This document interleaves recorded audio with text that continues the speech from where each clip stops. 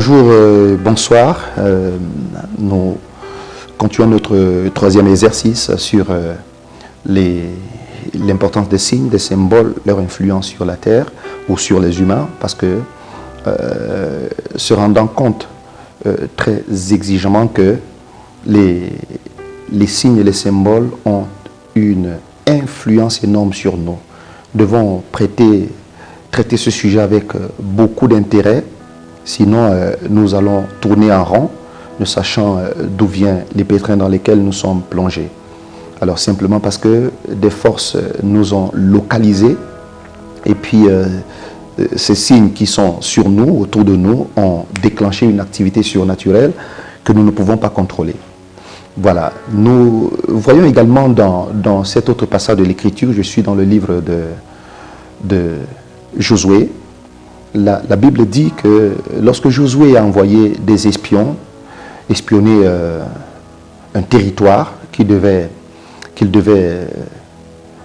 être à la fin leur espace d'opération, il a envoyé des espions. Ces espions sont arrivés dans ce pays-là, c'était dans ce pays, et puis ils ont été accueillis par une femme qui les a cachés.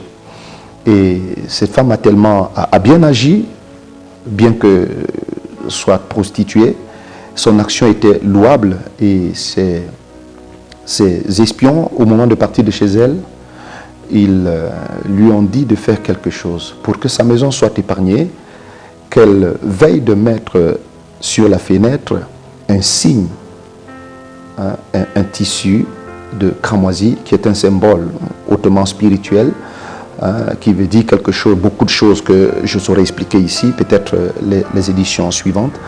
Et elle devait prendre ce tissu, autant pour moi, qu'elle devait mettre sur la fenêtre. Alors quand le peuple devait revenir, vous voyez, il devait épargner cette maison à cause de ce tissu rouge cramoisi que cette femme avait posé sur la fenêtre.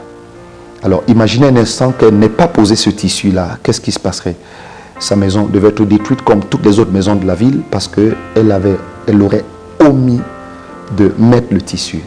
Nous également, nous fonctionnons dans notre spiritualité sans comprendre les signes, sans comprendre les symboles, c'est dangereux. Il n'est pas possible de vivre comme ça.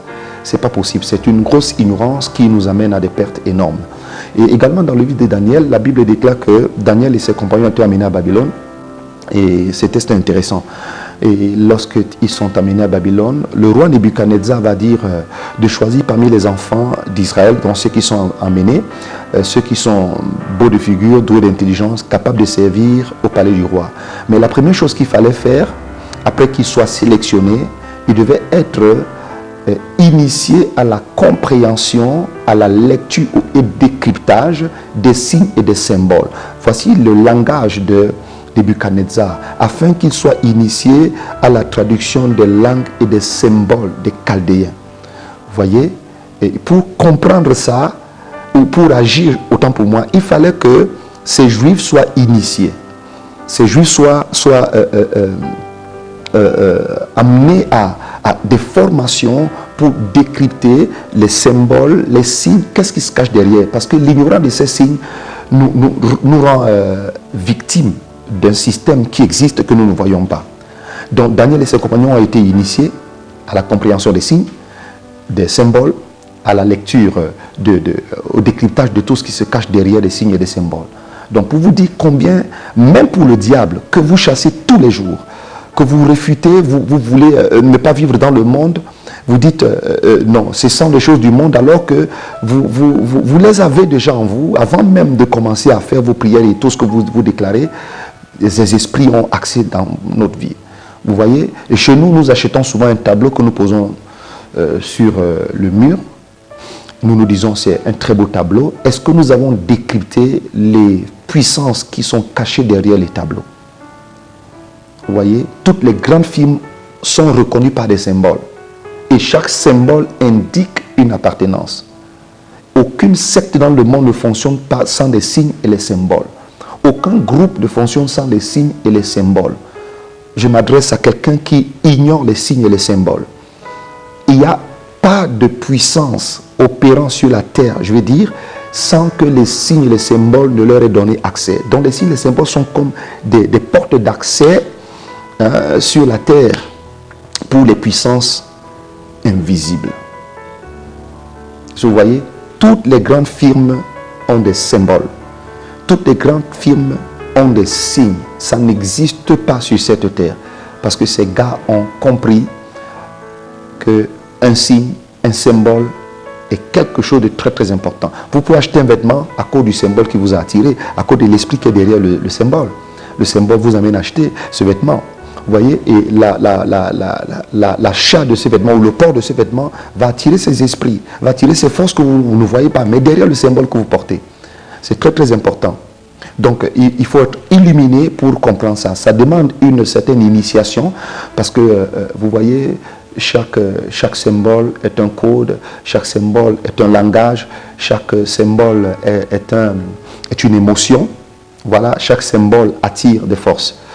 Et je vais encore dire quelque chose de très simple. Imaginez, vous avez votre téléphone et puis quelqu'un vous fait un message en vous envoyant un cœur.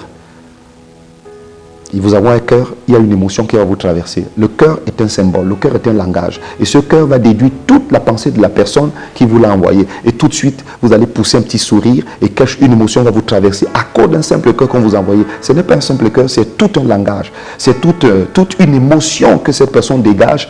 Et vous avez, même si vous ne le vouliez pas, vous allez appeler la personne 2, 3, 4 fois parce que cette personne a dégagé des émotions en vous transmettant, transmettant, c'est le propos, en vous transmettant l'expression de sa pensée par un cœur.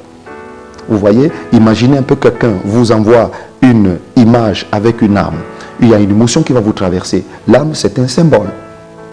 Imagine quelqu'un qui vous envoie une image de quelqu'un qui rit, quelqu'un qui pleure. Une émotion va vous traverser. Vous allez partager son émotion parce que derrière le symbole, il a dégagé quelque chose. Vous pensez que le monde est fait de ce que vous voyez seulement ou de ce que vous touchez tous les jours. Il y a tellement de langage, tellement d'outils que les puissances surnaturelles émettent sur la terre pour avoir accès. Vous les portez certainement, vous les tenez tous les jours, vous les manipulez tous les jours, mais vous ignorez. Mais je dois vous interpeller à suivre attentivement ce qui va suivre. Ça va vous aider à vous détacher ou à vous débarrasser des choses qui vous influencent sans que vous ne vous rendiez compte qu'il y a des choses derrière. Parfois, on a accusé quelqu'un d'autre. Non, c'est nous-mêmes. Je vais vous raconter une histoire. Je vais vous raconter une histoire. Un jour, il y a une dame qui est partie de la France.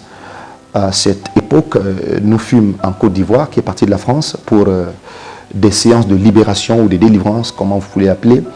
Et pendant que je m'occupais de son interrogation, je lui ai posé la question, parce qu'elle avait une bague dans la main, dans le doigt, je lui demande d'enlever cette bague. Impossible d'enlever cette bague. Suivez-moi très bien. Et il fallait faire un certain cérémonial pour que la bague soit enlevée. Et au bout d'un temps, après que la bague soit enlevée, je lui ai posé quelques questions. Comment as-tu fait pour acheter cette bague? Où as-tu eu cette bague? Elle m'a expliqué, elle a commandé la bague et on est venu livrer la bague à la maison, naturellement comme ça se passe. Et toutes les nuits, l'homme qui lui a livré la bague, elle le voyait dans les rêves. Toutes les nuits, il couchait avec elle. Mais qu'est-ce qui a donné accès à cet homme? Bien qu'elle ait dépensé de son argent, mais c'est cette bague qui était une porte d'entrée. Cette bague avait certainement un symbole. Disons que c'est le nom de la dame. Vous voyez? Mais dès qu'on a enlevé la bague, quelques jours plus tard, elle a retrouvé sa véritable vie. C'est vrai qu'elle a dépensé beaucoup d'argent pour cette bague, mais cette bague avait été une porte d'entrée. Et tout était chaotique dans sa vie. Vous voyez? Et nous faisons aussi parfois des choses, parce que nous avons vu quelqu'un passer là avec des bagues ou je ne sais pas quoi, on va acheter, on va se le foutre dans les doigts, et le début des problèmes ont commencé. Vous voyez? Le début des problèmes, et puis on va accuser quelqu'un d'autre. Faisons attention et écoutez-moi ce que la Bible dit. L'œil est la lampe du corps. Si ton œil est en bon état, tout ton corps est éclairé. Donc notre défaillance vient du fait que nous avons les yeux et non l'œil. Nous avons les yeux et non l'œil. L'œil est la lampe de notre vie. Si votre œil est en bon état, tout votre environnement sera éclairé. Alors, l'absence ou la méconnaissance des symboles nous détruit. Nous met dans de gros problèmes. Pour se débarrasser de ces fardeaux, c'est difficile. ben, je vous souhaite une suite de ces programmes et quelque chose, si vous vous appuyez sur ce que nous allons vous dire, quelque chose d'extraordinaire va se passer dans votre vie. Vous allez retrouver votre mobilité dans la sphère spirituelle et vous allez vivre votre destinée. Voilà, pour aujourd'hui, nous mettons la clé sous le paillasson. Nous vous souhaitons pour la prochaine édition. Au revoir.